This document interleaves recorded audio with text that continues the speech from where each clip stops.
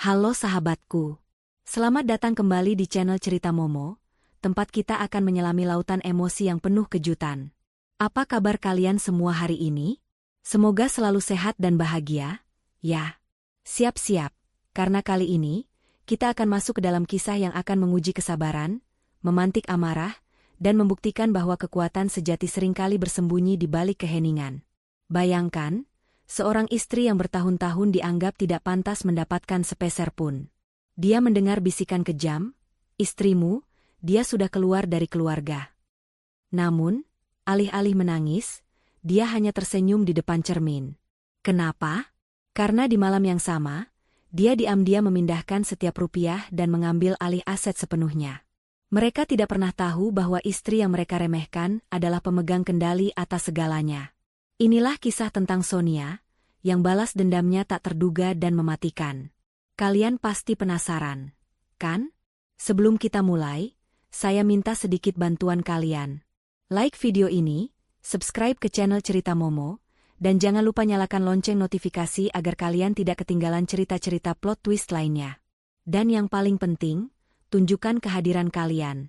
Komen di bawah dengan format, nama, asal kota, hadir.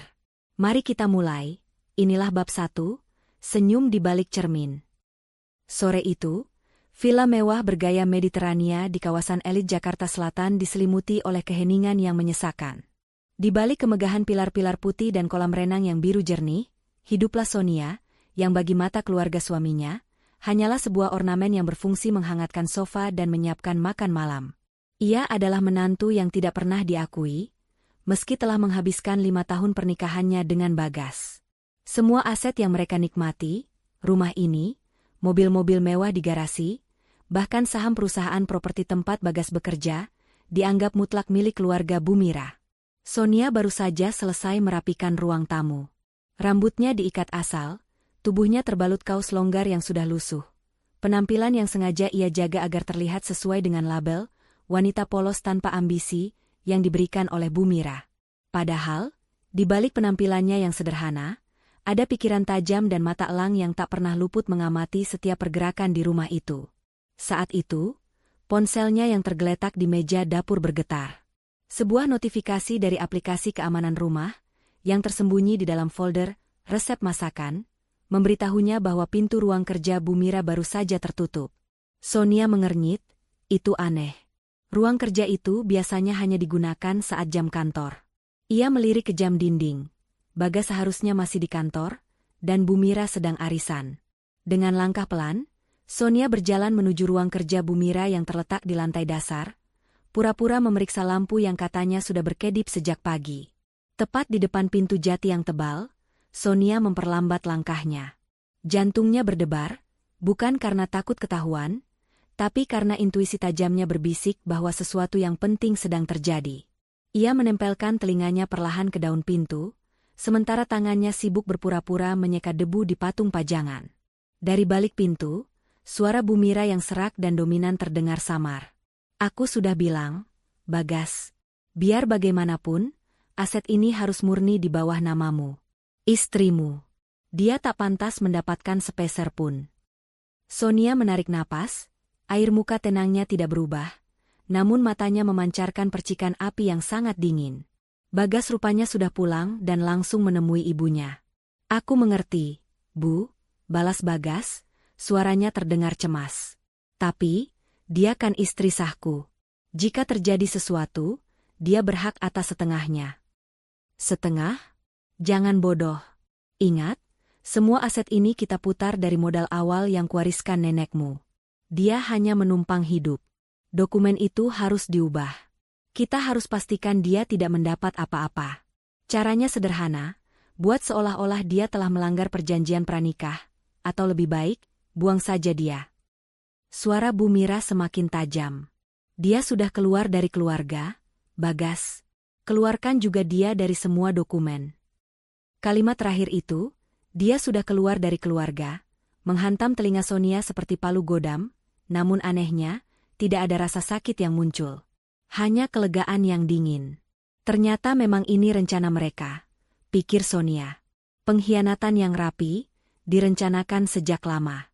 Ia telah menduga hal ini, tetapi mendengarnya langsung adalah sebuah penegasan. Sonia mundur perlahan, kembali ke ruang tamu. Ia berjalan menuju cermin besar berbingkai emas yang tergantung di dinding. Ia menatap bayangannya, wanita yang diremehkan, wanita yang dianggap remeh, wanita yang dicintai sebatas properti. Ia menoleh ke belakang, ke arah pintu ruang kerja Bu Mira. Di dalam sana, dua orang yang seharusnya menjadi keluarga terdekatnya sedang merencanakan kehancurannya. Perlahan, sudut bibir Sonia terangkat. Ia melihat bayangannya di cermin dan tersenyum. Itu bukan senyum kesedihan, melainkan senyum puas dari seseorang yang sedang memegang kartu truf.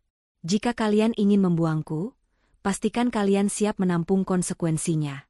Malam harinya, suasana makan malam berlangsung kaku. Bu Mira dan Bagas terlihat cemas dan sering bertukar pandang penuh arti. Sementara itu, Dodi, adik Bagas yang sering tinggal menumpang di villa itu dan kerjanya hanya menghabiskan uang, sibuk mengejek Sonia. Wah, masakan Mbak Sonia malam ini asin sekali, ya? Sepertinya Mbak lagi melamun, takut ya kalau Mas Bagas bosan dan mencari yang lebih cantik dan pintar mengurus rumah tangga. Dodi tertawa renyah, tawa yang membuat Sonia mual. Bu Mira hanya mendengus, Bagas mana mungkin berani. Kamu harus bersyukur, Sonia, masih diterima di sini. Jangan sampai kamu lupa diri. Sonia hanya menunduk dan menjawab dengan suara lembut yang sudah ia latih selama bertahun-tahun. Maaf, Bu. Saya akan lebih hati-hati lain kali. Kepatuhan Sonia yang mendalam ini justru membuat Bu Mira dan Bagas merasa di atas angin. Meyakinkan mereka bahwa Sonia tidak memiliki keberanian dan kemampuan untuk melawan. Mereka tidak tahu bahwa setiap kata-kata hinaan itu direkam bukan di hatinya, melainkan di dalam sebuah file yang terenkripsi. Setelah semua orang tidur, sekitar pukul 1 dini hari, keheningan total menyelimuti villa. Inilah waktu yang ditunggu Sonia. Ia mengenakan jubah tidur sutra, namun di balik penampilannya yang feminin, ia bergerak dengan presisi seorang agen rahasia. Ia masuk ke ruang kerjanya yang kecil di lantai 2, ruangan yang disebut Bu Mira sebagai sudut untuk kerajinan tangan, dan mengunci pintunya. Di atas meja, bukan benang sulam atau manik-manik yang terhampar, melainkan 2 laptop dengan layar ganda dan beberapa hard drive eksternal yang terhubung dengan sambungan internet satelit. Sonia mengaktifkan akun bank rahasia miliknya. Selama 5 tahun ini, setiap kali Bagas mentransfer uang belanja atau dana operasional rumah tangga ke rekeningnya, Sonia hanya mengambil persentase kecil untuk kebutuhan pribadinya. Sebagian besar uang itu, yang merupakan hasil dari aset-aset yang diam-diam ia miliki, ia putar kembali melalui serangkaian perusahaan holding di luar negeri. Ia menyalakan laptop kedua dan membuka dashboard dari perusahaannya. Sonia yang di rumah dipanggil dengan nama kecilnya, di luar sana dikenal sebagai S. Ardana, arsitek dan developer properti berkelas dunia yang namanya selalu dihubungkan dengan proyek-proyek landmark bernilai triliunan rupiah. Sonia mulai mengetikkan serangkaian kode dan perintah. Dengan satu ketukan, ia mengaktifasi skema divestasi yang telah ia siapkan dengan pengacaranya, Pak Tulus. Tujuan pertamanya adalah rekening utama yang digunakan Bagas dan Bu Mira untuk proyek-proyek perusahaan. Malam itu, aku diam-diam memindah setiap rupiah ke rekening luar negeriku. Transfer dana besar-besaran mulai terjadi. Bukan hanya uang tunai, tetapi juga likuidasi aset investasi yang tersembunyi. Proses ini berjalan cepat dan terenkripsi. Sonia tidak memindahkan uang milik Bagas. Ia memindahkan uangnya sendiri, yang secara legal terikat pada aset yang dikira milik keluarga Bagas. Selanjutnya, ia mengalihkan perhatiannya pada kepemilikan aset perusahaan. 5 tahun lalu, Bu Mira pernah memaksa Sonia menandatangani perjanjian pranikah yang sangat ketat, konon untuk melindungi aset keluarga.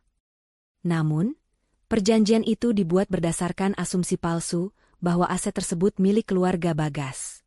Padahal, 6 bulan sebelum pernikahan, seluruh aset utama, termasuk villa ini dan saham mayoritas di perusahaan properti, sudah diakuisisi secara diam-diam oleh perusahaan holding Sonia melalui skema yang sangat kompleks. Bagas dan Bu Mira hanya mengelola, merasa menjadi pemilik sejati. Sonia menghubungi Pak Tulus melalui panggilan terenkripsi. Tulus, sudah selesai dengan transfer aset likuid.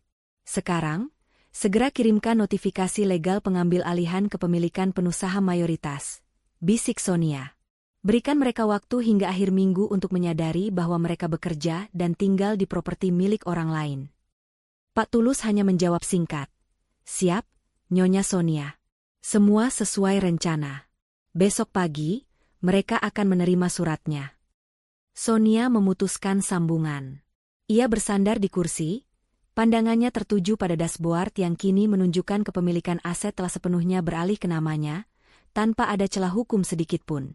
Mereka merencanakan untuk mengusirnya tanpa sepeser pun. Tapi, ironisnya, ia yang kini bisa mengusir mereka tanpa sisa. Mereka tak pernah membayangkan kekuatan yang sebenarnya kumiliki. Sonia mematikan semua peralatan, menyembunyikannya kembali di balik rak buku yang bisa berputar, dan kembali ke kamar tidurnya. Ia merebahkan diri di samping Bagas, yang mendengkur pulas, tak menyadari bahwa di saat ia tidur, seluruh fondasi kehidupannya baru saja dirobohkan dengan elegan oleh wanita yang ia anggap tidak pantas. Mata Sonia tetap terbuka dalam kegelapan. Ia sudah lama lelah bermain peran sebagai menantu penurut. Pengkhianatan Bagas dan Bu Mira hari ini adalah pemicu yang ia butuhkan. Besok, fajar akan menyingsing, dan hari-hari tenang bagi keluarga itu akan berakhir. Pagi menyingsing dengan cahaya yang tajam, menerobos jendela kamar utama. Bagas terbangun dengan perasaan yang aneh, antara cemas dan euforia. Semalam, Bu Mira meyakinkannya bahwa semua rencana mereka untuk membuang Sonia sudah matang. Bagi Bagas, Sonia hanyalah beban yang harus disingkirkan agar ia bisa mengambil kendali penuh atas warisan yang ia yakini mutlak miliknya. Ia tidak pernah mencintai Sonia. Pernikahan itu hanyalah sebuah transaksi untuk memenuhi tuntutan sosial Bu Mira, dan kini, Bagas siap mengakhiri sandiwara itu. Bagas menoleh ke samping. Sonia sudah tidak ada di tempat tidur. Ia mendapati Sonia sedang menyiapkan pakaiannya, terlihat sangat lembut dan penurut seperti biasa. Pagi, sayang, sapa Bagas dengan nada yang dibuat-buat manis. Semalam aku mimpi buruk. Aku mimpi semua uang kita hilang. Sonia berbalik, senyumnya tampak polos dan menenangkan. Hanya mimpi, Mas. Semua baik-baik saja. Bukankah semua aset itu diurus oleh Mama? Jawaban Sonia yang lugu itu meredakan kecemasan Bagas. Benar, pikirnya, dia memang tidak tahu apa-apa. Bagas menghampiri dan mencium kening Sonia, sebuah kemesraan yang jarang ia tunjukkan. Tentu saja. Maafkan aku hanya sedang banyak pikiran soal pekerjaan. Bagas tidak tahu bahwa di saat yang sama, Sonia sedang menahan diri untuk tidak tertawa terbahak-bahak. Ciuman palsunya itu terasa menjijikan, mengingat apa yang ia dengar semalam. Di meja makan, suasana terasa tegang bagi Bagas dan Bu Mira, namun mereka berusaha menutupinya dengan sikap arogan yang berlebihan. Dodi, seperti biasa, sibuk dengan ponselnya sambil mengeluh tentang kualitas sarapan. Ini kenapa kopinya dingin sekali? Sih? Mbak Sonia, kamu ini niat bikin sarapan tidak? Sih? Jangan-jangan karena tahu bakal diceraikan, jadi masak seenaknya? Celetuk Dodi tanpa tedeng aling-aling. Bu Mira memandang Sonia dengan sinis. Jaga sikapmu, Dodi. Tapi memang benar, Sonia. Tolong tingkatkan kualitas pekerjaanmu. Kalau kamu tidak bisa memuaskan suami dan keluarganya, apa gunanya kamu di sini? Sonia meletakkan sendoknya dengan sangat hati-hati, sebuah tindakan yang bagi mereka hanya terlihat sebagai tanda ketundukan. Padahal, Sonia sedang menahan dorongan untuk menumpahkan kopi panas itu ke wajah Dodi. Maaf, Bu. Saya akan buat yang baru, jawab Sonia, suaranya tetap datar. Namun, sebelum ia sempat beranjak, bel rumah berbunyi nyaring, mengganggu keheningan tegang di ruang makan. Seorang asisten rumah tangga masuk dengan amplop coklat tebal berstempel firma hukum yang sangat terkemuka. Surat untuk Bapak Bagas dan Ibu Mira, katanya, menyodorkan amplop itu. Bagas mengambilnya dengan raut wajah bingung. Siapa ini? Kita tidak sedang mengurus kasus apa-apa.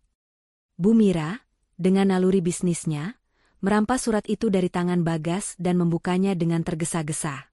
Matanya mulai membaca, dan dalam hitungan detik, wajahnya berubah pucat pasi. Tangannya gemetar. Tidak mungkin.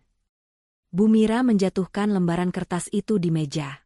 Bagas segera mengambilnya.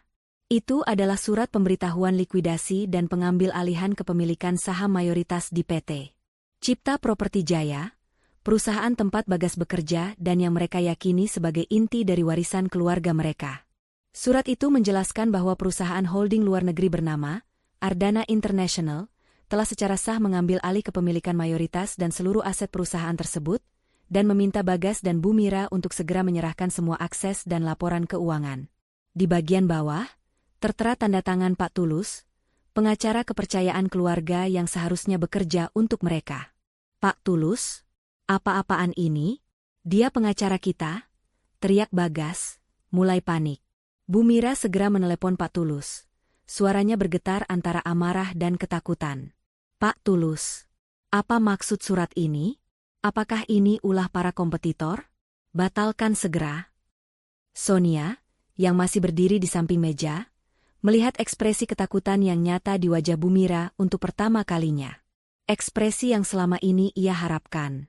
Di telepon, suara Pak Tulus terdengar tenang dan profesional. Mohon maaf, Bu Mira, saya tidak lagi menjadi pengacara keluarga Anda. Dan surat itu adalah legalitas yang tidak bisa dibatalkan. Saya sekarang bekerja untuk klien saya, Nyonya Besar Ardana International, yang merupakan pemilik sah aset tersebut. Bu Mira menjerit frustrasi. Nyonya Besar Ardana? Siapa dia? Bagaimana dia bisa mengambil alih? Aku tidak pernah menandatangani apapun. Bagas menunjuk-nunjuk Dodi. Kamu, cepat periksa rekening perusahaan. Cek apakah dana proyek kita masih ada. Dodi, yang ikut ketakutan, segera berlari ke ruang kerja untuk mengecek laptop perusahaan. Tidak lama kemudian, terdengar suara lengkingan panik dari Dodi. Mas, Mama, uangnya. Semua dana proyek di rekening utama hilang. Saldo nol, katanya ada force majeure dan dana ditarik ke bank luar negeri. Dodi kembali ke meja makan dengan keringat dingin membanjiri pelipisnya. Kekacauan pecah di ruang makan. Bu Mira dan Bagas saling menyalahkan. Mereka tidak tahu bahwa force majeure itu adalah tangan dingin Sonia. Mereka tidak tahu bahwa saat mereka tidur pulas, fondasi kekayaan mereka sudah dicabut dari akarnya. Sonia pura-pura terkejut. Ya Tuhan, Mama, Mas ada apa? Apakah kita bangkrut? Tanyanya dengan nada yang penuh keprihatinan palsu. Bu Mira menatap Sonia dengan mata tajam, mencari celah. Diam, Sonia. Ini bukan urusanmu. Jangan berpura-pura baik. Pasti ini ulah musuh-musuhku. Bagas, dalam kepanikannya, justru semakin meremehkan Sonia. Kau lihat? Ini semua karena kau sial. Sejak kau datang, hidup kita selalu ada masalah. Lebih baik kau urus diri sendiri dan jangan ikut campur. Sonia kembali menunduk. Bibirnya bergetar, kali ini menahan senyum kemenangan. Saya mengerti, Mas. Di tengah kekacauan itu, Sonia tahu ia harus bergerak lebih jauh. Ia harus memastikan mereka tidak bisa mendapat bantuan dari pihak manapun. Ia menghubungi sahabatnya, Lia, seorang pakar teknologi yang memiliki jaringan luas. Lia, saatnya untuk fase 2. Aku butuh kamu sebarkan rumor di lingkungan bisnis. Buat Bu Mira dan Bagas terlihat seperti manajer gagal yang baru saja dihantam kasus penipuan internal. Bisik Sonia melalui telepon saat ia pura-pura membersihkan dapur. Sudah diurus, Bos. Di jam makan siang ini, berita tentang kegagalan PT Cipta Properti Jaya akan menyebar cepat. Mereka akan diboikot semua investor lokal. Tidak akan ada bank yang mau memberikan mereka pinjaman darurat. Jawab Lia dari seberang, suaranya terdengar bersemangat. Selama beberapa hari berikutnya, keluarga itu hidup dalam neraka. Telepon terus berdering dari kreditor dan rekan bisnis yang marah, karena dana proyek tidak dapat dicairkan. Bagas dan Bu Mira mencoba mati-matian menghubungi semua koneksi, namun semua pintu tertutup rapat. Setiap orang yang mereka hubungi selalu menyebut nama yang sama, Ardana International, dan bagaimana mereka tidak ingin berurusan dengan perusahaan yang baru saja diakuisisi oleh entitas asing yang misterius. Bu Mira, dalam puncak keputusasaannya, bahkan mencoba menggadaikan beberapa perhiasan mahalnya. Tetapi ternyata perhiasan itu pun sudah diikat sebagai jaminan dalam skema pinjaman perusahaan, yang kini sudah berada di bawah kendali Ardana International. Sonia sudah memastikan tidak ada satupun aset yang tersisa dan dapat dicairkan oleh mereka. Sonia mengamati semua itu dari kejauhan, masih dalam peran sebagai istri penurut yang ketakutan. Ia terus menyiapkan makanan, membersihkan rumah, dan mendengarkan semua cacian mereka. Setiap caci maki justru menjadi bahan bakar baginya. Bagas dan Bu Mira tidak menyadari bahwa semakin mereka meremehkan Sonia, semakin mudah bagi Sonia untuk menjaga rahasia terbesarnya. Suatu malam, Bagas datang ke kamar Sonia dengan wajah memelas. Ia memeluk Sonia dan mulai menangis. "Sayang, kamu satu-satunya yang kupunya. Tolong, bantu aku. Kamu punya kenalan tidak? Mungkin sahabatmu, Lia, bisa pinjamkan uang untuk sementara."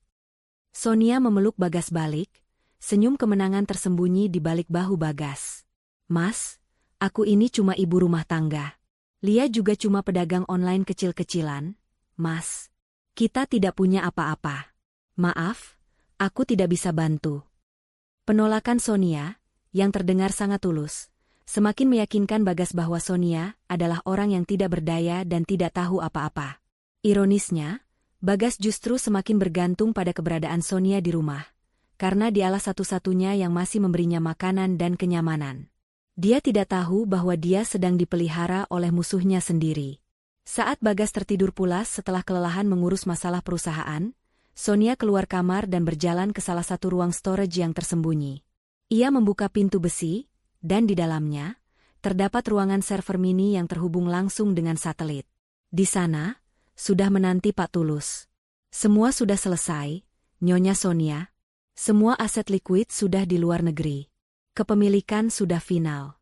Sekarang, kita akan meluncurkan fase 3, kata Pak Tulus." Sonia mengangguk. Matanya bersinar dingin.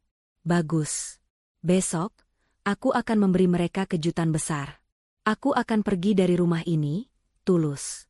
Dan saat aku pergi, mereka akan tahu bahwa mereka tidak hanya kehilangan aset, tetapi juga kenyamanan terakhir yang mereka miliki."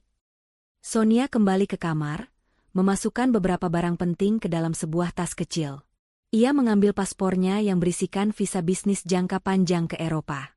Di balik lemari, ia mengambil sebuah koper besar yang berisi pakaian-pakaian desainer yang ia gunakan saat menjadi SR Dana. Ia melihat Bagas yang tertidur pulas, dan Bu Mira di kamar sebelah yang kini pasti sedang menangis meratapi nasibnya. Sonia tersenyum. "Kalian ingin aku keluar dari keluarga? Tentu saja. Aku akan keluar, dan aku akan membawa seluruh keluarga kalian bersamaku." Kepergian Sonia akan menjadi pukulan telak yang tidak mereka duga. Mereka akan menyangka dia hanya pergi karena ketakutan. Padahal, dia pergi untuk kembali dengan kekuatan penuh. Pagi itu terasa berbeda. Udara di dalam villa mewah itu terasa pengap, bukan karena suhu, melainkan karena atmosfer keputusasaan yang mencekik. Bagas terbangun dengan kepala pusing, matanya bengkak karena kurang tidur setelah semalaman mencoba mencari celah hukum dan pinjaman yang tak kunjung datang. Ia menghela napas, bersiap menghadapi hari yang sama. Dimaki ibunya, dihujani tagihan, dan diabaikan oleh rekan bisnis. Namun, ia merasa sedikit lega karena setidaknya Sonia masih ada. Wanita itu memang tidak berguna secara finansial, tetapi kehadirannya adalah satu-satunya sumber ketenangan dan keteraturan di tengah badai. Bagas keluar kamar, menuju meja makan. Ia mengernyit. Meja makan kosong. Tidak ada aroma kopi atau nasi goreng yang biasanya sudah tercium sejak ia bangun. Hanya ada keheningan yang memekakkan. "Sonia, di mana sarapanku?" teriak Bagas, suaranya dipenuhi otoritas yang rapuh. Tidak ada jawaban. Bu Mira keluar dari kamarnya dengan wajah kusut dan mata sembab. "Ada apa pagi-pagi sudah teriak? Kepalaku sakit memikirkan kerugian perusahaan, Bagas." "Sonia belum membuat sarapan, Bu. Aku lapar," balas Bagas, kesal karena rutinitas paginya terganggu. "Sonia? Mana dia?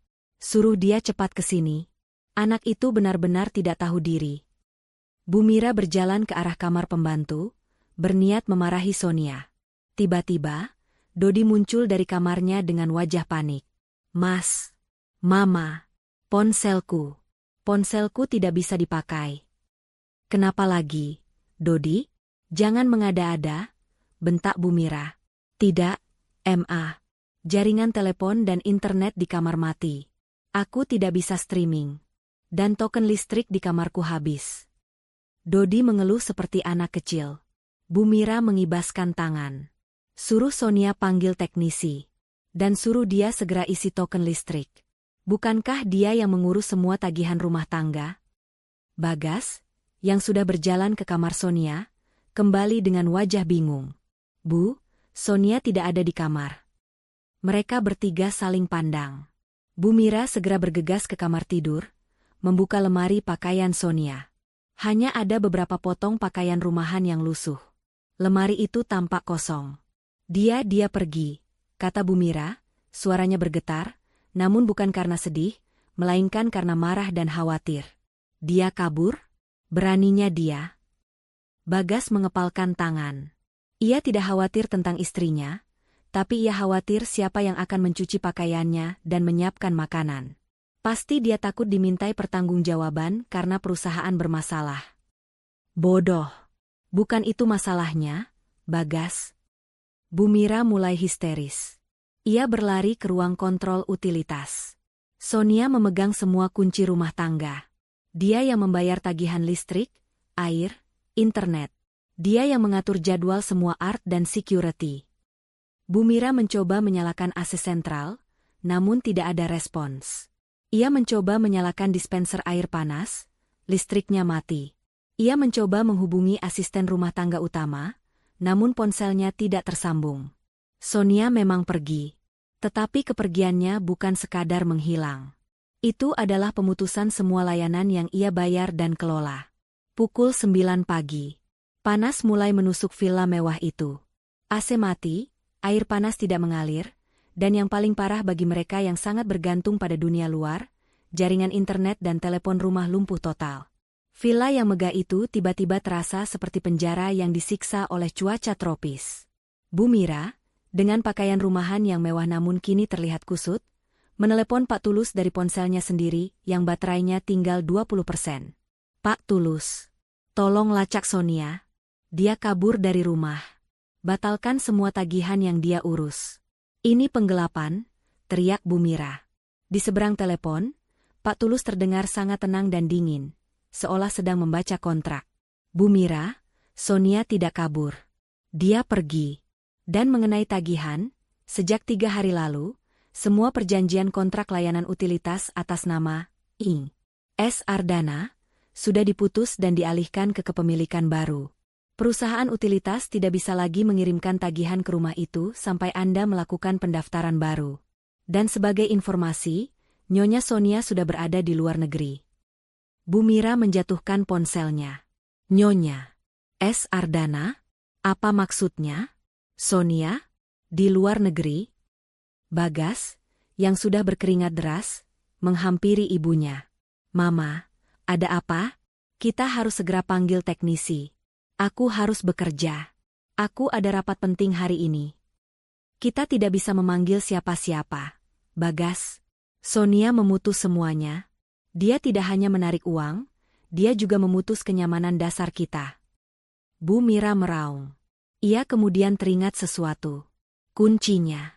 Dia yang memegang kunci brankas. Cepat, Bagas, cek kamar kerjaku. Mereka berdua berlari ke ruang kerja Bu Mira. Di bawah lukisan mahal, terdapat sebuah brankas baja yang berisi beberapa perhiasan sisa yang belum sempat digadaikan, serta surat-surat berharga penting. Bu Mira memasukkan kode, namun brankas itu mengeluarkan bunyi peringatan dan tidak mau terbuka. Dia mengganti kodenya. Pasti dia mengganti kodenya. Bu Mira meninju brankas itu hingga tangannya memerah. Di atas brankas, Bagas menemukan sebuah amplop putih kecil. Di dalamnya, hanya ada satu lembar kartu nama dengan desain minimalis elegan dan selembar catatan tulisan tangan Sonia. Kartu nama itu bertuliskan, S. Ardana, CEO Principal Developer. Ardana International. Catatan itu berbunyi, Mama, Mas, saya tidak mengambil apa-apa dari kalian, karena saya hanya mengambil kembali milik saya. Sejak awal, villa ini dan perusahaan itu adalah investasi milik Ardana International. Saya pergi untuk bekerja. Nikmati rumah ini, tapi ingat, Di rumah saya yang membuat peraturan. Selamat datang di neraka yang kalian ciptakan sendiri. Bagas membaca surat itu berulang kali, tubuhnya limbung. Dodi, yang menyimak, menjadi histeris. Ardana International? Itu perusahaan yang mengakuisisi PT Cipta Properti Jaya. Itu perusahaan yang mengambil semua uang kita. Kebenaran pahit itu menghantam mereka bertiga dengan kekuatan tsunami. Sonia bukanlah istri polos yang menumpang hidup. Dia adalah S. Ardana, entitas misterius yang merampas kekayaan mereka. Wanita yang mereka hina, yang mereka rencanakan untuk diusir tanpa sepeser pun, adalah pemilik sejati dari semua yang mereka miliki. Keputusasaan segera berubah menjadi amarah liar. Bagas mencoba menghancurkan pintu kamar Sonia, Bu Mira mencoba merusak brankas. Mereka ingin menghancurkan apapun yang pernah disentuh Sonia. Namun, yang mereka hancurkan hanyalah barang-barang di rumah yang notabene adalah milik Sonia juga. Beberapa hari kemudian, kondisi di villa semakin memburuk. Panas yang menyengat membuat mereka tidak bisa tidur. Mereka harus mandi dengan air dingin dan gelap gulita di malam hari. Makanan cepat saji yang mereka beli dengan uang tunai terbatas sudah basi. Bu Mira, yang terbiasa hidup mewah dan dilayani, mulai jatuh sakit. Dodi yang sudah tidak tahan, mencoba mencari bantuan dari luar. Ia memberhentikan taksi dan meminta diantarkan ke kantor polisi, melaporkan Sonia atas pencurian dan penggelapan. Di kantor polisi, Dodi disambut oleh seorang petugas yang tersenyum sopan. "Maaf, Bapak Dodi. Kami sudah menerima laporan dari Pak Tulus.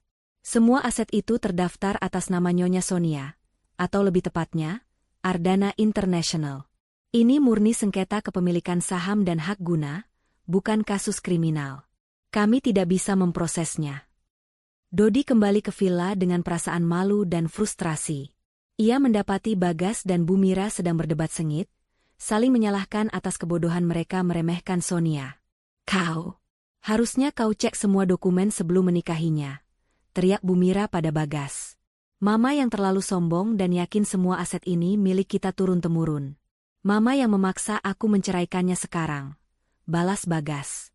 Di tengah pertengkaran itu, Bagas melihat keluar jendela. Sebuah truk besar berhenti di depan pagar. Di belakang truk, ada sebuah mobil sedan mewah yang mengantar Pak Tulus. Pak Tulus turun, membawa map besar, diikuti oleh 2 orang petugas keamanan. Saat pintu gerbang dibuka, Pak Tulus berjalan masuk dengan langkah mantap, menghirup udara villa yang panas dan pengap. Ia tersenyum tipis melihat kondisi Bagas, Bu Mira, dan Dodi yang tampak seperti tunawisma di istana mereka sendiri. "Selamat siang, tuan-tuan dan nyonya," sapa Pak Tulus dengan nada profesional. "Saya datang untuk melaksanakan fase 3 dari Nyonya Sonia. Ini adalah surat perintah pengosongan dan penarikan aset dari rumah ini, yang kini dimiliki penuh oleh Ardana International. Berdasarkan kontrak, Anda memiliki waktu 24 jam untuk mengosongkan properti ini." Bagas, Bu Mira, dan Dodi terdiam. Detik-detik pembalasan yang nyata, yang jauh lebih kejam daripada yang pernah mereka bayangkan, baru saja dimulai. Mereka tidak hanya kehilangan uang, tetapi juga kehilangan tempat bernaung, dan di mata hukum, mereka tidak berdaya melawan wanita yang baru saja mereka usir dari keluarga. Sinar matahari pagi yang kejam tidak lagi disambut oleh dinding marmer yang dingin, melainkan oleh dinding semen yang retak dan bau apek. Bagas, Bu Mira, dan Dodi kini meringkuk di sebuah kontrakan kecil di pinggiran kota, jauh dari kemewahan dan pusat keramaian. Pengosongan villa itu berjalan cepat dan tanpa ampun. Mereka hanya diizinkan membawa beberapa koper berisi pakaian dan barang-barang pribadi yang tidak terikat dengan aset perusahaan. Transisi dari hidup bergelimang kemewahan ke kontrakan 2 kamar yang pengap terasa, seperti terjun bebas tanpa parasut. Bu Mira, yang selama ini terbiasa dilayani, kini harus menghadapi kenyataan pahit membersihkan kamar mandi sendiri dan mencuci piring. Rasa sombongnya yang tak terbatas kini berbenturan keras dengan realitas yang brutal. Tubuhnya yang terbiasa hidup nyaman mulai protes. Ia sering sakit kepala dan mengeluh karena tempat tidur yang keras. Bagas adalah yang paling terpukul. Harga dirinya hancur berkeping-keping. Pria yang selama ini dihormati sebagai direktur muda, kini hanyalah pengangguran yang tidur di sofa reot. Ia mencoba menghubungi koneksi-koneksi lamanya, namun teleponnya selalu diabaikan atau dijawab dengan nada sinis. Desas-desus tentang kegagalan PT Cipta Properti Jaya, yang disebarkan dengan rapi oleh Lia atas perintah Sonia, telah mengubahnya dari pengusaha sukses menjadi paria di dunia bisnis. Setiap pintu kantor yang ia kunjungi tertutup rapat. Ini semua gara-gara wanita itu. Sonia, dia menghancurkan reputasi kita. Teriak Bagas suatu malam, meninju dinding kontrakan yang tipis. Kenapa kau tidak bisa mencari pekerjaan yang layak? Bagas, kau lulusan luar negeri. Setidaknya cari pekerjaan yang bisa menutupi sewa kontrakan ini. Balas Bumira dengan suara serak. Kebanggaannya terhadap putra tunggalnya kini sudah hilang digantikan rasa frustrasi. Dodi hanya bisa meringkuk di sudut, kecanduan internet dan gamenya terputus paksa. Ia tidak bisa lagi streaming, tidak punya uang untuk membeli paket data mahal, dan yang paling paruk, ia harus berbagi kamar dengan Bagas. Ia hanya bisa menyalahkan Sonia atas hilangnya hiburan dan kenyamanan hidupnya. Aku akan kuliah lagi kalau dapat uang, Ma. Ini semua karena Sonia. Dia jahat sekali, rengek Dodi, mencoba lari dari tanggung jawab. Kuliah? Uang dari mana? Kita bahkan tidak punya uang untuk makan enak hari ini, sembur Bumira. Pagi harinya, Bagas memutuskan untuk mencoba peruntungan di luar sektor properti. Ia melamar sebagai manajer di sebuah perusahaan distributor kecil. Ia masuk dengan percaya diri, mengenakan jas satu-satunya yang masih layak, dan mencoba menunjukkan aura kepemimpinan yang dulu ia miliki. Namun, wawancara itu berakhir dengan rasa malu yang luar biasa. Pewawancara itu ternyata adalah mantan rekan kerja yang pernah Bagas rendahkan saat masih berjaya. Bagas, duduk. Aku tidak akan mewawancarai kamu, kata pria itu, tersenyum sinis. Aku hanya ingin bertanya. Kudengar Villa Mediterania itu sudah jadi milik orang lain? Dan perusahaanmu diakuisisi oleh seorang wanita misterius bernama S. Ardana? Wajah Bagas memerah. Ia mencoba membela diri, namun suaranya tercekat. Dengar, Bagas, lanjut pria itu. Aku tahu kamu adalah manajer yang buruk. Kamu hanya mengandalkan nama besar ibumu. Dan sekarang, setelah ibumu jatuh, kamu tidak punya apa-apa. Siapapun yang kamu hina di masa lalu, kini mereka tertawa. Termasuk wanita bernama S. Ardana itu. Dia bahkan lebih pintar darimu, karena bisa menyembunyikan kekayaan sebesar itu. Bagas meninggalkan kantor itu dengan langkah gontai. Realitasnya semakin menusuk. Bukan hanya uangnya yang hilang, tetapi nama baik dan kredibilitasnya sudah hancur total. Sementara Bagas, Bumira, dan Dodi terperosok dalam keputusasaan, Sonia sedang terbang tinggi, secara harfiah. Ia berada di lantai teratas sebuah gedung pencakar langit di London, di ruang rapat mewah yang menghadap ke Sungai Thames. Dalam balutan powersuit yang elegan, ia memimpin rapat dengan para bankir investasi kelas dunia. Ia tidak lagi menjadi Sonia yang pemalu, melainkan S. Ardana, CEO karismatik yang berbicara dengan bahasa bisnis yang tajam dan tak terbantahkan. Tujuan utama Sonia berada di sana adalah untuk mengumumkan relokasi sebagian besar aset Ardana International dan meluncurkan proyek properti masterpiece-nya di Eropa. Lia, sahabatnya, duduk di sampingnya sebagai penasihat teknis. Dengan selesainya akuisisi PT Cipta Properti Jaya, kami telah memutus semua kerugian internal yang disebabkan oleh manajemen yang tidak kompeten, jelas Sonia kepada para bankir dengan nada dingin dan profesional. Dana yang kami tarik sepenuhnya dialihkan untuk proyek ini. Kami memastikan bahwa Ardana International tidak akan pernah lagi dirugikan oleh manajer yang tidak cakap dan korup. Meski Sonia tidak menyebutkan nama, semua orang tahu ia merujuk pada Bagas dan Bumira. Kata-katanya menyiratkan bahwa pengambil alihan itu adalah pembersihan korupsi, yang semakin memperkuat citranya sebagai pengusaha yang bersih dan tegas. Setelah rapat selesai, Lia menghampiri Sonia. Sonia, kamu hebat. Mereka semua kagum. Tapi, kamu yakin ingin menjual properti itu? Villa yang dulu kamu tempati. Sonia menyesap kopi, tatapannya kosong melihat keluar jendela. Ya, Lia. Saya tidak butuh rumah yang penuh kenangan buruk dan energi negatif. Lagi pula, properti itu sudah menjadi hadiah perpisahan yang sempurna. Hadiah perpisahan? Lia mengernyit. Tentu saja. Minggu depan, villa itu akan dilelang. Dan aku ingin Bu Mira, Bagas, dan Dodi tahu. Aku ingin mereka melihat bagaimana rumah yang mereka anggap milik mereka itu dijual sebagai barang rongsokan, dan uangnya akan menjadi modal untuk proyek amal saya, kata Sonia dengan senyum dingin. Kehancuran mereka harus dipublikasikan. Sonia tahu bahwa kehancuran finansial belum cukup. Pukulan terberat bagi Bu Mira dan Bagas adalah kehancuran status sosial dan harga diri. Sore itu, Sonia menelepon Pak Tulus, yang masih berada di Jakarta untuk mengurus likuidasi akhir aset. Tulus, sebarkan informasi lelang villa itu ke media. Pastikan berita itu sampai ke tangan Bagas dan Bu Mira, perintah Sonia. Gunakan nama S. Ardana sebagai pemilik yang menjual, dan berikan alasan bahwa properti itu tidak layak huni karena terlalu banyak aura negatif dari penghuni sebelumnya. Siap, Nyonya Sonia. Akan saya eksekusi besok. Berita ini pasti akan sangat heboh, jawab Pak Tulus, merasakan getaran rencana pembalasan kliennya. Sonia menutup telepon. Ia berdiri tegak, memandang pantulan dirinya di jendela kaca gedung tinggi itu. Ia tidak lagi melihat wanita yang lemah dan polos. Ia melihat S. Ardana, wanita yang berkuasa dan tidak akan pernah lagi membiarkan dirinya diremehkan. Ia sudah merencanakan bagaimana lelang villa itu akan disiarkan, dan ia tahu, di tempat persembunyian mereka, Bagas dan Bu Mira akan menyaksikan kehancuran terakhir mereka, tanpa tahu bahwa di balik semua itu, ada tangan dingin wanita yang dulu mereka anggap sebagai pelayan. Inilah saatnya Sonia sepenuhnya melangkah keluar dari bayangan, dan menjadi ratu di kerajaannya sendiri. Di kontrakan kecil yang pengap dan disesaki aroma mie instan yang baru saja dimasak, Bagas, Bu Mira, dan Dodi duduk merapat di depan televisi tabung 14 inci yang dipinjam dari pemilik kontrakan. Mereka tidak menonton sinetron atau berita politik. Malam itu, stasiun berita terkemuka menayangkan siaran langsung sebuah acara yang menarik perhatian seluruh elit Jakarta, lelang properti eksklusif. Bu Mira awalnya hanya tertarik karena ingin mengalihkan pikiran dari kenyataan pahit, namun tiba-tiba, breaking news muncul dengan grafis besar. Villa Mediterania Senopati milik pengusaha misterius S. Ardana dilelang hari ini.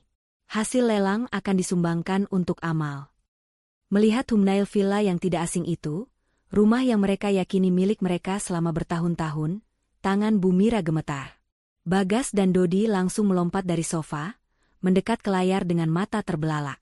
Tidak mungkin. Itu rumah kita, teriak Dodi. Suaranya tercekat. Pembawa acara lelang, seorang wanita yang dikenal memiliki koneksi di kalangan atas, memulai acara dengan senyum cerah. Di sampingnya berdiri Pak Tulus, yang kini tampil sebagai perwakilan resmi dari Ardana International. Pak Tulus berbicara dengan nada tegas dan penuh wibawa. Selamat malam, bapak-bapak dan ibu-ibu para investor. Malam ini, kita akan melelang sebuah properti dengan kisah yang unik. Properti ini, yang terletak di kawasan Senopati, secara resmi menjadi aset milik Nyonya S. Ardana. Beliau memutuskan untuk menjual properti ini dengan alasan yang tegas. Properti ini sudah terlalu banyak menyerap energi negatif dari penghuni sebelumnya, dan kini harus diubah menjadi aset yang bermanfaat. Jelas Pak Tulus, kata-katanya terdengar jelas dan menusuk. Di kontrakan itu, Bu Mira, Bagas, dan Dodi merasakan seluruh darah di tubuh mereka berdesir dingin. Kata-kata, energi negatif dari penghuni sebelumnya, jelas ditujukan kepada mereka. Tontonan ini bukan hanya lelang, tapi adalah penghinaan publik yang dirancang dengan sempurna. Bagas mengepalkan tangannya. Sonia, dia benar-benar melakukannya. Dia mempermalukan kita di depan umum. Dia jahat, Mas. Dia ingin kita jatuh dan hancur di mata semua orang. Dodi menangis. Bu Mira tidak lagi berteriak. Ia hanya duduk diam, tatapannya terpaku pada layar. Baginya, kehancuran finansial masih bisa diterima, tetapi kehancuran harga diri di mata seluruh lingkaran sosialnya adalah bencana yang tak termaafkan. Ia membayangkan semua temannya, yang selalu ia pameri kemewahan, kini sedang menyaksikan drama kejatuhannya ini. Lelang dimulai. Harga penawaran dimulai dari angka yang sangat fantastis. Pak Tulus dengan tenang menjelaskan riwayat kepemilikan. Ia menegaskan bahwa villa itu sudah lama terdaftar atas nama perusahaan holding luar negeri, yang kini dikendalikan penuh oleh Nyonya S. Ardana, memastikan tidak ada celah hukum sedikitpun bagi Bagas atau Bu Mira untuk mengklaim kembali. Selama lelang berlangsung, layar televisi sering menyorot area-area spesifik dari villa. Ruang tamu tempat Bu Mira biasa mengadakan arisan mewah, kolam renang tempat mereka berpesta, hingga garasi tempat mobil-mobil mewah Bagas dulu terparkir. Setiap sorotan kamera terasa seperti tusukan ke dalam kenangan dan kebanggaan mereka. Di London, Sonia sedang menyaksikan siaran ulang lelang itu di layar lebar di kantornya. Di sampingnya, Lia memberikan dukungan. Mereka pasti sedang menonton. Sonia. Ini adalah pukulan telak yang membuat mereka tidak bisa bangkit lagi secara sosial, kata Lia, penuh kekaguman pada ketenangan sahabatnya. Sonia tersenyum tipis. Pukulan finansial hanya melukai dompet. Pukulan harga diri melukai jiwa dan mematikan harapan. Bu Mira hidup dari pengakuan sosial. Aku ingin dia melihat bagaimana pengakuan itu dicabut, selapis demi selapis, di depan mata seluruh kota. Di Jakarta, lelang mencapai puncaknya. Villa itu akhirnya terjual dengan harga miliaran rupiah di atas harga pembukaan kepada seorang konglomerat baru. Pak Tulus menutup acara tersebut dengan mengumumkan, seluruh hasil penjualan properti ini, atas nama Nyonya S. Ardana, akan disumbangkan untuk pembangunan rumah sakit anak-anak.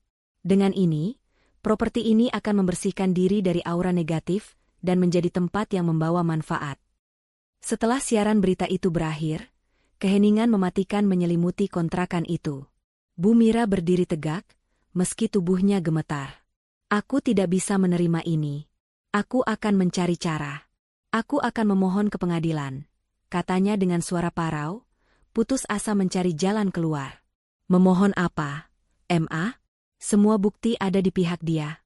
Kita bahkan tidak punya uang untuk membayar pengacara yang kompeten. Bagas berteriak frustrasi. Bagas kemudian teringat pada Pak Tulus. Ia ingat bagaimana Pak Tulus adalah pengacara yang Bu Mira percayai selama bertahun-tahun. Mama, Pak Tulus, bagaimana bisa dia mengkhianati kita dan bekerja untuk Sonia? Tanya Bagas, curiga. Aku tidak tahu. Dia sudah tua, mungkin dia kena suap besar dari wanita sialan itu. Bu Mira mencoba mencari kambing hitam. Bagas menggeleng. Tidak, Ma. Pak Tulus sangat loyal pada warisan kakek. Kecuali dia tahu sesuatu yang tidak kita ketahui. Sesuatu yang sangat besar. Bagas mulai mencoba menganalisis kejanggalan dari masa lalu. Ia ingat bagaimana Sonia selalu menolak ikut campur dalam urusan bisnis perusahaan, selalu bersikap pasif, dan selalu membiarkan Bu Mira yang dominan. Sikap pasif itu kini terasa seperti sebuah jebakan yang sangat cerdas. Sonia tidak perlu repot-repot mengurus perusahaan yang sudah dia beli secara rahasia. Keesokan harinya, Bagas memutuskan untuk mengambil langkah drastis. Ia tahu bahwa satu-satunya orang yang mungkin masih bisa membantunya adalah Lia, sahabat karib Sonia. Lia adalah satu-satunya orang luar yang masih punya koneksi dengan Sonia, dan mungkin bisa menjadi perantara. Bagas berhasil menemukan nomor kontak Lia yang lama. Dengan sisa pulsa terakhir, ia menelepon. Lia, yang sedang berada di bandara bersama Sonia, mengangkat telepon itu. Halo? Siapa ini? Tanya Lia dengan nada dingin. Lia, ini aku, Bagas. Tolong aku, Lia. Aku mohon. Aku tahu kamu berteman baik dengan Sonia. Tolong sampaikan padanya, aku minta maaf. Aku tidak tahu bahwa dia punya perusahaan. Aku hanya bodoh dan dibutakan oleh ibuku. Aku janji akan berubah. Aku akan kembalikan semua uangnya. Aku akan bekerja keras untuknya. Bagas merengek, seluruh harga dirinya telah dilebur oleh keputusasaan. Lia mendengarkan dengan tenang. Ia melirik Sonia, yang sedang sibuk mengecek boarding pass. Bagas, dengar, aku tidak bisa membantumu, kata Lia. Sonia tidak ingin mendengar apapun darimu. Dan soal janji untuk mengembalikan uangnya? Itu lucu. Uang yang kamu sebut itu, sudah dipakai Sonia untuk membeli lebih dari 3 villa yang jauh lebih mewah daripada yang baru saja dilelang. Kamu tidak bisa mengembalikan kekayaan yang bahkan tidak pernah kamu sentuh. Lia menarik napas dalam. Sonia bukan wanita polos yang kamu kenal, Bagas. Dan kamu, ibumu, dan Dodi, telah melakukan kesalahan terbesar dalam hidup kalian, meremehkan orang yang memiliki kekuatan sejati. Lia menutup telepon, tanpa memberikan Bagas kesempatan untuk memohon lebih jauh. Bagas berdiri terpaku, ponselnya jatuh ke lantai semen yang kotor. Penyesalan yang kini ia rasakan bukan lagi karena kehilangan harta, tetapi karena ia telah menghancurkan satu-satunya kesempatan untuk hidup nyaman, sebuah kesempatan yang ia buang dengan kesombongan. Di London, Sonia melirik Lia. Apa katanya? Dia memohon dan berjanji ingin kembali bekerja untukmu, dan menyalahkan ibunya, jawab Lia, menggelengkan kepala. Sonia tersenyum. Keterlambatan penyesalan adalah hukuman yang paling pantas mereka terima. Ayo, Lia. Pesawat kita menunggu.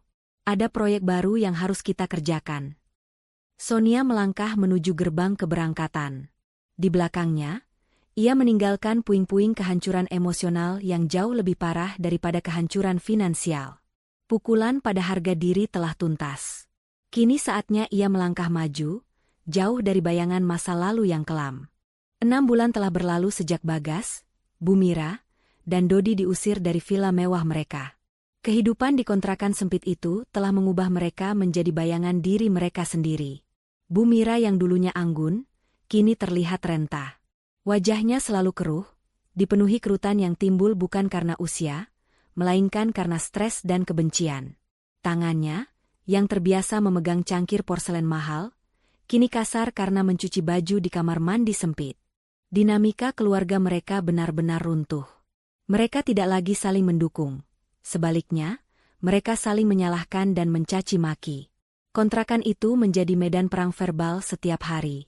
Ini semua karena Mama yang terlalu serakah. Mama yang memaksa Bagas menceraikannya. Teriak Bagas suatu siang, setelah kembali dari pencarian kerja yang lagi-lagi nihil. Aku serakah? Aku melakukan itu demi masa depanmu. Siapa yang menyangka wanita sialan itu, si Sonia yang lugu, ternyata S. Ardana si iblis properti. Kau yang seharusnya lebih cerdik. Bagas, kau suaminya.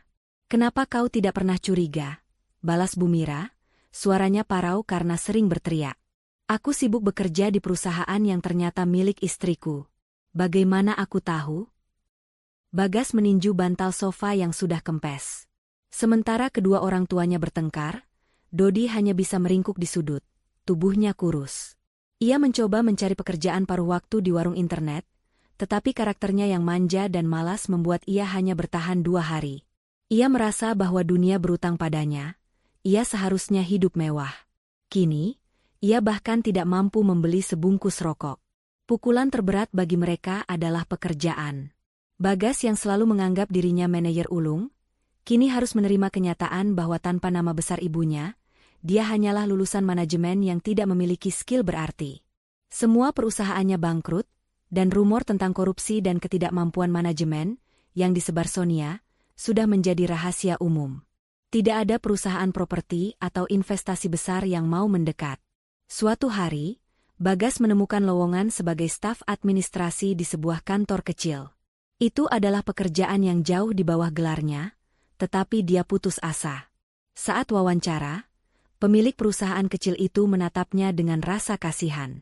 Pak Bagas, terus terang. Kami tahu Anda siapa. Kami tahu Anda mantan direktur PT Cipta Properti Jaya. Tapi, setelah tahu bagaimana perusahaan itu jatuh, kami tidak yakin dengan integritas Anda. Kami khawatir Anda hanya mencari batu loncatan, kata pemilik perusahaan itu dengan jujur. Bagas mencoba menjelaskan, saya dijebak. Saya tidak tahu istri saya adalah pemiliknya. Saya korban. Mau dijebak atau tidak, faktanya Anda tidak mengetahui aset yang Anda kelola. Itu sudah menunjukkan ketidakmampuan fatal dalam manajemen. Maaf, Pak Bagas. Kami tidak bisa menerima Anda, tutup pria itu. Bagas pulang dengan langkah gontai. Saat membuka pintu kontrakan, ia melihat Bu Mira sedang memunguti sampah plastik di depan rumah kontrakan mereka, bukan karena butuh uang dari sampah itu, tetapi karena ia terbiasa melihat lingkungannya bersih di villa dulu, dan kini ia tidak tahan dengan kekotoran di lingkungan barunya. Melihat ibunya yang sedang memunguti sampah, mengenakan daster yang kusam, sebuah gambaran pahit menghantam Bagas. Ini adalah puncak ironi. Keluarga yang dulu sombong dan memandang rendah semua orang, kini harus hidup lebih buruk daripada orang-orang yang dulu mereka anggap sebagai kelas bawah. Sudahlah, kata Bagas pelan, nada marahnya telah digantikan oleh keputusasaan. Aku tidak tahan, Bagas. Aku tidak tahan dengan bau sampah ini. Aku ingin pulang. Aku ingin rumah kita yang dulu. Bu Mira menangis terseduh-seduh, tangisan yang penuh penyesalan. Penyesalan yang kini mereka rasakan adalah penyesalan yang terlambat. Mereka menyesal bukan karena telah menyakiti Sonia, tetapi karena tindakan mereka sendiri telah menghancurkan kemewahan hidup mereka. Sementara keluarga itu terperosok dalam jurang, di benua lain, Sonia justru sedang berada di puncak karirnya. Ia dan Lia menghadiri sebuah acara penghargaan bergengsi di Paris. Sonia, atau S. Ardana, dinobatkan sebagai Visionary Developer of the Year. Di acara itu, Sonia memberikan pidato yang sangat menginspirasi. Ia berbicara tentang bagaimana kekuatan sejati tidak terletak pada gelar atau warisan, melainkan pada kemampuan untuk bangkit dari bawah dan membangun sendiri fondasi kekuasaan. 5 tahun lalu, saya adalah seorang wanita yang diremehkan, dianggap tidak pantas mendapatkan sepeser pun, bahkan diusir dari keluarga, kata Sonia dengan senyum tipis di podium. Tapi hari ini, saya berdiri di sini. Saya belajar bahwa musuh terburuk kita adalah arogansi dan keserakahan. Dan pembalasan terbaik adalah kesuksesan yang otentik. Pidato itu disiarkan langsung oleh saluran berita internasional. Pak Tulus, yang kini menjadi tangan kanan setia Sonia di Jakarta, memastikan klip pidato itu akan sampai ke kontrakan kumuh tempat Bu Mira, Bagas, dan Dodi tinggal. Malam itu, Bagas, Bu Mira, dan Dodi sedang berbagi sebungkus nasi bungkus murahan. Bu Mira menyalakan televisi untuk mencari hiburan, dan tiba-tiba, wajah Sonia muncul di layar, dihiasi dengan mahkota kesuksesan yang sangat mahal. Melihat kemegahan Sonia di atas podium, dan membandingkannya dengan kondisi mereka yang menyedihkan, Bu Mira merasakan sakit yang luar biasa.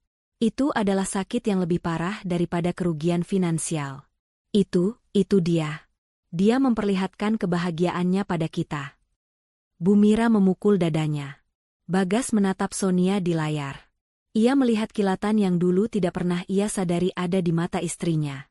Kilatan kecerdasan, ketegasan, dan kekuatan yang tersembunyi. Saat itu, Bagas baru menyadari bahwa dia tidak hanya kehilangan istrinya, tetapi dia juga telah kehilangan sumber kekuatan dan kekayaan yang sejati dalam hidupnya. Dia bukan lagi Sonia yang dulu. Bisik Bagas, suaranya dipenuhi penyesalan murni yang tidak bisa disembunyikan. Dia adalah orang yang sama sekali berbeda. Kita yang membuat dia menjadi seperti ini. Kita yang membuang berlian demi sampah. Dodi yang duduk diam, tiba-tiba memecahkan keheningan. Aku benci dia. Aku benci dia. Aku tidak mau hidup seperti ini. Dodi berlari keluar dari kontrakan, tidak tahan lagi dengan tekanan. Ia memilih melarikan diri, meninggalkan Bagas dan Bu Mira dalam keheningan yang penuh dengan penyesalan dan kepahitan. Sonia, yang sudah tidak peduli dengan Bagas, Bu Mira, dan Dodi, telah berhasil mencapai tujuannya. Dia tidak hanya mengambil alih asetnya, dia juga berhasil mengambil alih kedamaian dan harga diri mereka. Kisah hidup mereka kini hanya menjadi bayangan suram di balik kemegahan yang pernah mereka miliki. Kepergian Dodi meninggalkan lubang besar dalam kehidupan Bagas dan Bu Mira. Bukan karena Dodi adalah sosok yang membantu, melainkan karena kepergiannya adalah penanda nyata bahwa keluarga mereka telah hancur total, bukan hanya secara finansial tetapi juga emosional. Setelah Dodi pergi, keheningan di kontrakan itu semakin mencekik. Bu Mira kini hanya bisa menghabiskan hari-harinya di depan televisi, menonton berita hiburan selebriti, satu-satunya hal yang mengingatkannya pada kehidupan lamanya. Namun, setiap kali berita tentang properti atau investasi muncul, wajah Sonia, sebagai S. Ardana, akan muncul, menamparnya dengan kenyataan.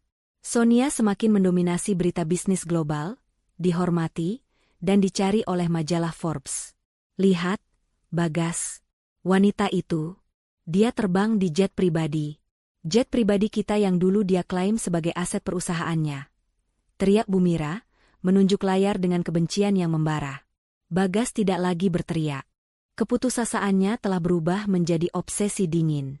Ia menghabiskan berminggu-minggu mencoba menganalisis setiap pidato, setiap wawancara, dan setiap unggahan media sosial Sonia.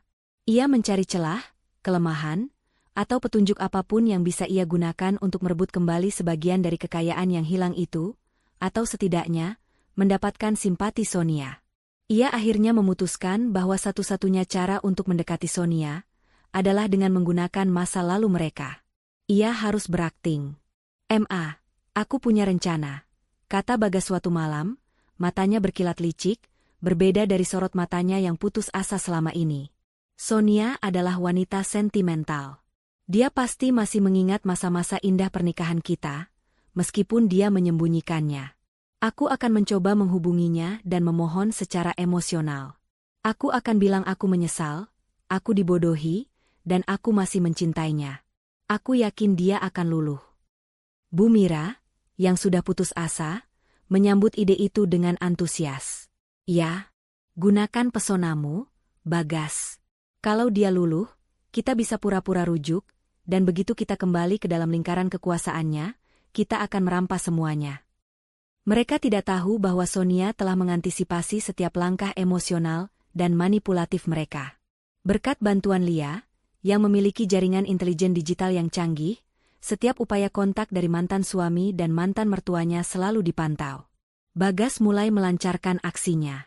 Dengan uang sisa hasil penjualan ponsel lamanya, ia membeli kartu SIM baru dan mengirimkan serangkaian pesan teks yang sangat panjang dan emosional kepada Sonia. Pesan itu berisi narasi penyesalan yang mendalam. Bagaimana ia tidak bisa tidur karena merindukan Sonia. Bagaimana ia merasa menjadi pria terbodoh di dunia karena mendengarkan ibunya. Dan bagaimana ia bersedia melakukan apapun, bahkan menjadi asisten pribadi Sonia, asalkan ia bisa berada di dekatnya lagi. Sonia menerima semua pesan itu, ribuan kilometer jauhnya di penthouse mewahnya di Dubai. Ia tidak membacanya sendiri. Pesan-pesan itu langsung difilter oleh sistem Lia dan diubah menjadi ringkasan yang disajikan dalam bentuk poin pound. Dia bilang dia mencintaimu, Nyonya S. Lapor Lia, mencoba menahan tawa. Dia juga bilang dia akan menjadi anjing penjagamu dan menggonggong pada siapapun yang tidak sopan padamu. Sonia tersenyum dingin sambil menyesap teh mahalnya. Dia pikir aku selemah itu? Dia pikir aku akan membiarkan ular masuk kembali ke sarang yang sudah kubersihkan. Sonia memerintahkan Lia untuk membalas pesan Bagas. Namun, bukan dengan kata-kata cinta atau amarah. Balasan itu haruslah sebuah jebakan. Lia mengirimkan balasan singkat dari nomor yang berbeda, berpura-pura menjadi asisten pribadi Sonia. Balasan itu berbunyi, Nyonya S., Ardana sudah membaca pesan Anda. Beliau sangat terkesan dengan komitmen Anda untuk bekerja keras. Beliau sedang mencari konsultan ahli properti yang menguasai seluk-beluk pasar Jakarta untuk proyek investasi baru. Jika Anda benar-benar serius, kirimkan profil profesional Anda, CV, riwayat pekerjaan, dan rencana strategis ke email terlampir. Nyonya akan mempertimbangkannya. Menerima balasan itu, Bagas dan Bu Mira melompat kegirangan. Lihat, MA. Dia masih peduli. Dia memberiku kesempatan. Seru Bagas, matanya penuh harapan palsu. Bagus. Ini kesempatan emas, Bagas. Buat rencana strategis yang paling gila. Tunjukkan padanya bahwa kau adalah jenius properti. Begitu kau masuk, kita bisa mendapatkan akses ke semua data dan uangnya. Bu Mira merancang rencana comeback yang naif. Selama seminggu penuh, Bagas bekerja keras di kontrakan yang panas itu. Ia membuat dokumen perencanaan strategis yang tebal, menggunakan semua pengetahuannya yang usang. Ia bahkan meminjam komputer dari warnet dengan alasan membuat tugas akhir, berbohong kepada pemiliknya tentang keadaannya. Ia mencetak dokumen itu dengan kertas terbaik yang bisa ia beli dan mengirimkannya melalui pos ekspres ke alamat kantor pusat Ardana International di Jakarta. 3 hari kemudian, dokumen itu sampai di meja Pak Tulus di Jakarta. Pak Tulus menerimanya dan segera memindai dokumen tersebut, lalu mengirimkan salinannya ke Dubai. Sonia menerima dokumen tebal itu dan membaca ringkasannya. Ia menemukan bahwa Bagas, dalam rencana strategisnya, ternyata memberikan informasi yang sangat rinci tentang kelemahan sistem keamanan dan celah legalitas di properti yang baru saja ia jual. Bagas, tanpa sadar, mencoba membuktikan kemampuannya dengan mengkhianati informasi tentang properti yang dulu ia tinggali. Dia mencoba menunjukkan kompetensinya dengan menjual rahasia rumahnya sendiri, kata Sonia dengan nada jijik. Seorang pengkhianat tetaplah pengkhianat, Lia. Dia tidak berubah. Sonia memerintahkan Lia untuk mengirimkan balasan terakhir kepada Bagas. Kali ini, pesan itu datang langsung dari nomor telepon Sonia, yang sudah lama tidak aktif. Bagas menerima pesan itu saat ia sedang menunggu Bu Mira di depan apotek pinggir jalan. Pesan itu sangat singkat. Terima kasih atas rencana strategis MU, Bagas. Informasi tentang celah keamanan properti yang sudah kutinggalkan itu sangat tidak berharga. Itu hanya membuktikan bahwa kamu masih seorang pengkhianat yang tidak memiliki integritas.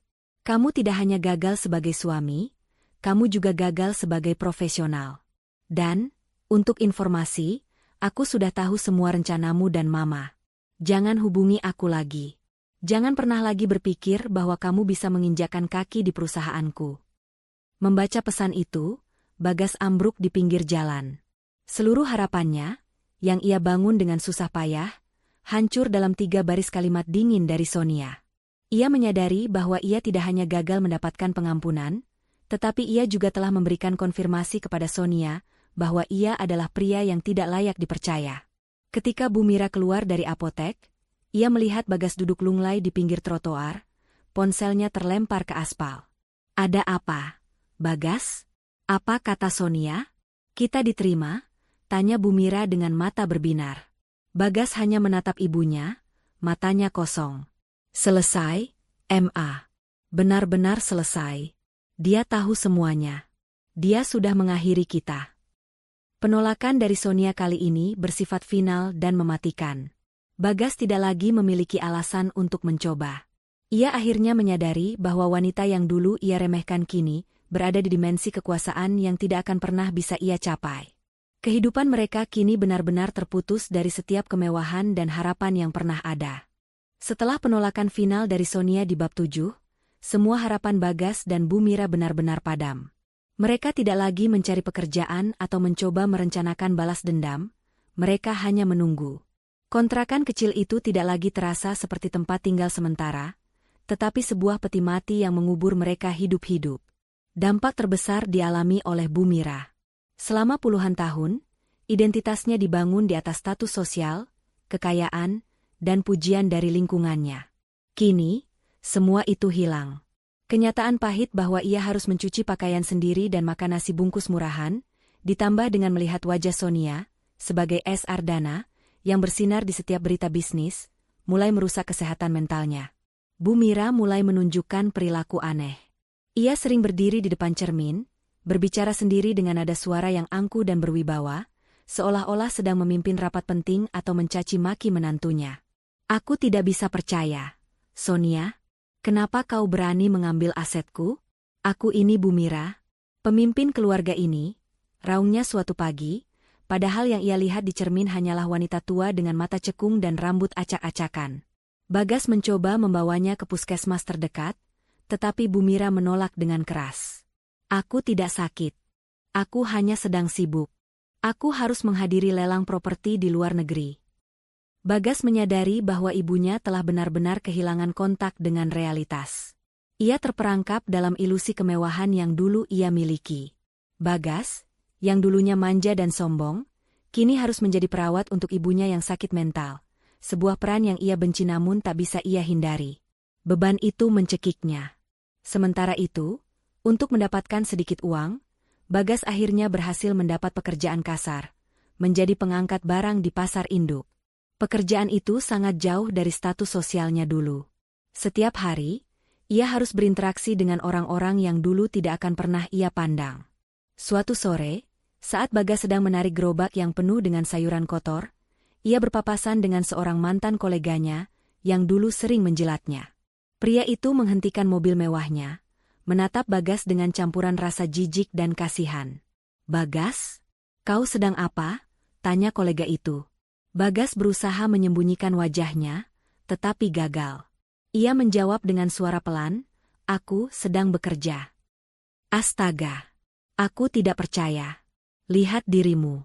Benar-benar jatuh. Ya? Padahal istrimu, Nyonya S. Ardana, semakin kaya raya. Bukankah ironis?" Pria itu tertawa pelan, lalu berlalu begitu saja, meninggalkan Bagas sendirian dalam lumpur kotor di pasar. Momen itu adalah titik balik bagi Bagas. Ia menyadari bahwa bukan hanya uangnya yang hilang, ia telah kehilangan martabatnya. Kehidupan mewah yang ia yakini sebagai haknya kini telah direnggut dan digantikan oleh kehinaan. Penyesalannya terhadap Sonia bukan lagi penyesalan manipulatif untuk mendapatkan kembali hartanya, tetapi penyesalan murni karena telah menghancurkan satu-satunya orang yang bisa memberinya kehidupan terhormat. Malam harinya, Bagas pulang ke kontrakan. Ia mendapati Bu Mira sedang tertidur pulas setelah meminum obat penenang. Bagas duduk di sofa yang reot, memandang tangannya yang kini penuh kapalan dan kotoran. Ia mengambil ponsel lamanya, satu-satunya benda yang tersisa dari masa lalu, dan membuka galeri foto. Di sana, tersimpan beberapa foto pernikahannya dengan Sonia. Di foto itu, Sonia terlihat sangat cantik, namun matanya memancarkan kesedihan tersembunyi. Bagas ingat, saat itu ia hanya menikahi Sonia karena tekanan bisnis, bukan cinta.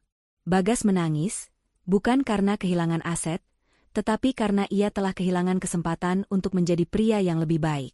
Ia telah membuang cinta sejati, meskipun ia baru menyadari cinta itu sekarang, demi kesombongan dan janji kekayaan palsu. Keesokan harinya, Bagas membuat keputusan yang berat. Ia tahu ia tidak bisa lagi tinggal di sana. Lingkungan itu, dengan segala kenangan pahit dan kehinaan, akan membunuhnya secara perlahan. Ia menulis surat singkat, meninggalkannya di samping Bu Mira. Isi surat itu hanya beberapa baris. "Ma, aku pergi. Maafkan aku. Aku tidak bisa melihatmu seperti ini lagi. Dan aku tidak bisa terus hidup dengan rasa malu ini. Aku akan mencari jalan keluar, entah di mana. Aku harap Mama bisa bertahan." Bagas mengambil ransel kecil dan berjalan keluar dari kontrakan itu. Ia tidak pergi untuk mencari Sonia atau hartanya. Ia pergi untuk menghapus Bagas yang lama suami manja, sombong, dan pengkhianat. Ia memutuskan untuk meninggalkan identitas lamanya dan mencoba memulai hidup baru yang jujur, jauh dari bayangan kemewahan yang telah menghancurkannya. Sonia, yang masih berada di Eropa, menerima laporan dari Pak Tulus bahwa Bagas telah menghilang dan Bu Mira dimasukkan ke panti jompo yang didanai oleh program sosial pemerintah. Mendengar berita itu, Sonia hanya diam. Ia tahu, babak terakhir dari pembalasan itu telah selesai.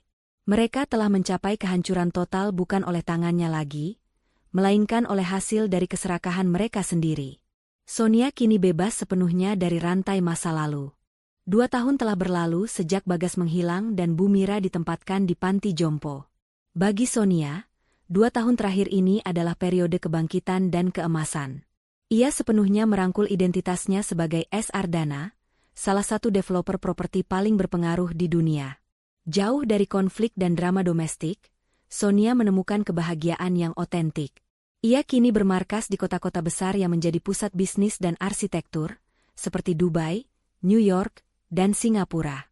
Kehidupannya dipenuhi dengan rapat dewan direksi, peluncuran proyek, dan momen penghargaan. Ia tidak lagi membutuhkan pengakuan dari siapapun, kesuksesannya berbicara dengan sendirinya. Di Singapura, Sonia dan sahabatnya, Lia, sedang merayakan peluncuran proyek pembangunan kembali kawasan pelabuhan yang ikonik. Proyek ini dipimpin sepenuhnya oleh Sonia, menegaskan posisinya sebagai wanita yang tidak hanya kaya, tetapi juga memiliki visi besar. "Sonia, lihat dirimu," kata Lia, mengangkat gelas champagne saat mereka berdiri di balkon penthouse dengan pemandangan kota yang berkilauan. "Kamu tidak hanya mengambil kembali milikmu, tetapi kamu melipat gandakannya hingga tak terbatas. Apakah kamu masih memikirkan mereka?" Sonia menyesap minumannya. "Tentu saja, aku memikirkannya. Tapi bukan dengan rasa benci, Lia. Aku memikirkannya dengan rasa syukur. Mereka adalah pemicu. Tanpa pengkhianatan mereka, aku mungkin akan selamanya terperangkap dalam peran wanita polos tanpa ambisi." Sonia menjelaskan bahwa pembalasan sejatinya bukanlah melihat mereka jatuh miskin. Pembalasan sejatinya adalah kemampuannya untuk hidup bebas dan bahagia tanpa mereka. Kejatuhan Bagas dan Bu Mira hanyalah konsekuensi yang tak terhindarkan dari keserakahan mereka sendiri. Dalam kebahagiaannya, Sonia tidak pernah melupakan akarnya. Ia menggunakan sebagian besar kekayaannya yang berlimpah untuk mendirikan Yayasan Ardana, yang fokus pada beasiswa pendidikan bagi wanita muda yang diremehkan dan dukungan mental bagi wanita korban kekerasan dalam rumah tangga. Ia ingin memastikan tidak ada wanita lain yang harus melalui perjuangan seperti dirinya. Suatu hari, Pak Tulus datang berkunjung ke Dubai untuk urusan bisnis. Setelah menyelesaikan semua dokumen, ia memberikan Sonia sebuah surat. "Ini surat dari rumah sakit jiwa tempat Bu Mira dirawat, Nyonya Sonia," kata Pak Tulus dengan nada hati-hati. Kondisinya semakin memburuk. Ada satu permintaan terakhir darinya. Sonia mengambil surat itu, sedikit ragu. Ia membuka dan membaca bahwa Bu Mira, dalam kondisi sadar yang langka, meminta maaf. Bukan maaf atas upaya menceraikan atau merampas aset, tetapi maaf karena tidak pernah melihat Sonia sebagai manusia yang layak dihargai.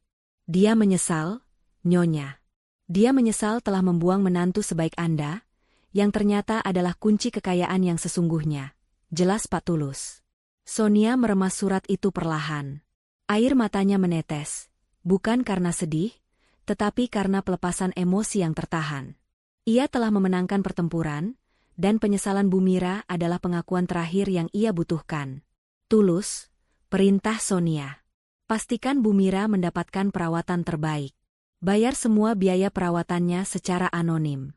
Aku tidak ingin dia merasakan penderitaan fisik di akhir hidupnya.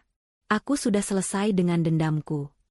Sonia kemudian menanyakan kabar Bagas. Pak Tulus mengatakan bahwa Bagas bekerja di sebuah kapal kargo sebagai buruh kasar, jauh di perairan Pasifik. Ia tidak pernah mencoba menghubungi Sonia lagi dan hidup dalam anonimitas total, membayar dosa masa lalunya dengan kerja keras dan kehinaan. "Dan Dodi?" tanya Sonia. "Dodi ditangkap karena kasus penipuan kecil, dan saat ini menjalani hukuman penjara. Dia tidak bisa beradaptasi dengan hidup yang sulit," jawab Pak Tulus. Mendengar nasib mereka, Sonia tidak merasakan kegembiraan. Ia hanya merasakan ketenangan. Semuanya sudah pada tempatnya. Sore itu, Sonia mengambil cuti sehari penuh. Ia berjalan-jalan di tepi pantai, menikmati kebebasan yang telah ia perjuangkan dengan begitu keras. Ia mengeluarkan cincin kawinnya yang lama, yang selama ini ia simpan. Tanpa amarah atau kesedihan, ia melemparkan cincin itu ke laut. Tindakan itu adalah simbol pemutusan ikatan terakhir dengan masa lalunya. Sonia telah mengukir kerajaannya sendiri, sebuah kerajaan yang dibangun di atas integritas dan kecerdasannya, bukan di atas warisan palsu. Ia memandang langit, tahu bahwa ia tidak hanya memenangkan perang melawan keluarga Bagas, tetapi yang lebih penting, ia telah memenangkan perang untuk dirinya sendiri. 5 tahun. 5 tahun telah berlalu sejak Sonia pertama kali mendengar bisikan kejam di balik pintu ruang kerja, dan melihat bayangannya tersenyum di cermin. Kini, ia kembali ke Jakarta, bukan sebagai menantu yang terasing, melainkan sebagai sosok yang sangat dihormati. Kedatangannya tidak diumumkan, ia datang hanya untuk menuntaskan urusan terakhir yang tersisa. Sonia, didampingi oleh Pak Tulus, mengunjungi sebuah makam sederhana di pemakaman umum. Itu adalah makam Bu Mira. Pak Tulus menjelaskan bahwa Bu Mira meninggal 2 bulan setelah Bagas meninggalkannya, di panti jompo yang tenang. Meskipun Sonia membayar semua perawatannya, Bu Mira meninggal tanpa pernah pulih sepenuhnya dari kehancuran mentalnya. Sonia berdiri di depan makam itu, tidak ada air mata, hanya hening. Ia meletakkan seikat bunga lili putih. "Saya datang, Bu Mira," bisik Sonia pelan. "Anda ingin saya keluar dari keluarga. Saya keluar. Dan saya pastikan, Anda juga tidak bisa tinggal di dalamnya."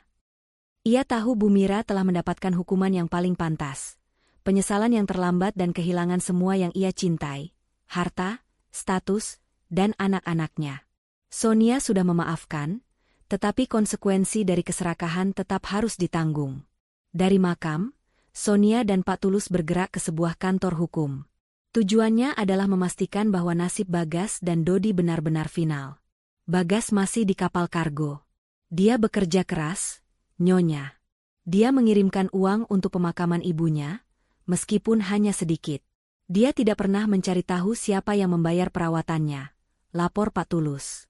"Dan Dodi?" tanya Sonia. "Dodi bebas bersyarat. Dia sekarang bekerja di sebuah warung makan, mencoba meluruskan hidupnya. Dia sangat takut pada Anda, Nyonya. Dia tahu, Jika dia berbuat salah lagi, Anda bisa menghancurkannya, jawab Pak Tulus. Sonia tersenyum tipis. Bagus. Saya tidak ingin menghancurkan mereka lagi. Saya hanya ingin memastikan mereka tidak bisa lagi menghancurkan diri mereka sendiri dengan uang saya. Sonia menandatangani sebuah dokumen terakhir, penghapusan segala klaim warisan. Dokumen ini memastikan bahwa, bahkan jika suatu hari Bagas mencoba mencari celah hukum, ia tidak akan pernah bisa mendapatkan sepeser pun dari kekayaan Sonia yang kini bernilai miliaran dolar. Setelah urusan hukum selesai, Sonia memutuskan untuk menikmati satu momen terakhir di kota itu. Ia mengunjungi kawasan Senopati, tempat villa lamanya berdiri. Namun, villa itu kini sudah dirobohkan, dan di lokasi yang sama, sedang dibangun sebuah taman kota dan rumah sakit anak-anak, proyek amal yang didanai dari hasil lelang villa. Sonia melihat papan nama proyek, Ardana Children Center, didanai oleh Yayasan Ardana. Ia menyadari bahwa pembalasannya tidak hanya mengubah hidupnya. Pembalasannya telah mengubah sebuah lokasi penuh kenangan buruk menjadi tempat harapan bagi banyak orang. Ia telah berhasil mengubah energi negatif yang dulu dikeluhkan Pak Tulus menjadi energi positif yang nyata. Saat Sonia bersiap untuk kembali ke bandara, sebuah mobil tua yang usang berhenti di samping trotoar. Seorang pria dengan wajah lelah, tubuh dipenuhi keringat, dan tangan kapalan keluar dari mobil itu. Itu adalah Bagas, yang sedang bekerja sebagai supir panggilan paruh waktu. Bagas sedang terburu-buru, tetapi ia tiba-tiba terpaku. Matanya bertemu dengan mata Sonia. Sonia tidak lagi mengenakan pakaian lusuh. Ia mengenakan dress desainer dan tampak bersinar, dikelilingi oleh aura kekuasaan yang tak terbantahkan. Bagas menundukkan kepalanya, tubuhnya gemetar karena rasa malu dan penyesalan yang begitu kuat. Ia tidak berani berbicara. Ia tidak berani meminta maaf. Ia hanya menatap sepatu ketsnya, menyadari bahwa ia kini berada di dunia yang sama sekali berbeda dari dunia Sonia. Sonia menatapnya selama beberapa detik yang terasa abadi. Ia melihat penyesalan tulus di mata Bagas. Ia melihat bagaimana kehidupan telah menghukum mantan suaminya itu dengan hukuman yang jauh lebih berat daripada yang bisa ia berikan. Sonia memecah keheningan itu dengan satu kalimat yang tenang, "Semoga kamu menemukan kedamaian, Bagas." Ia lalu berbalik dan masuk ke mobil mewahnya, meninggalkan Bagas sendirian di pinggir jalan.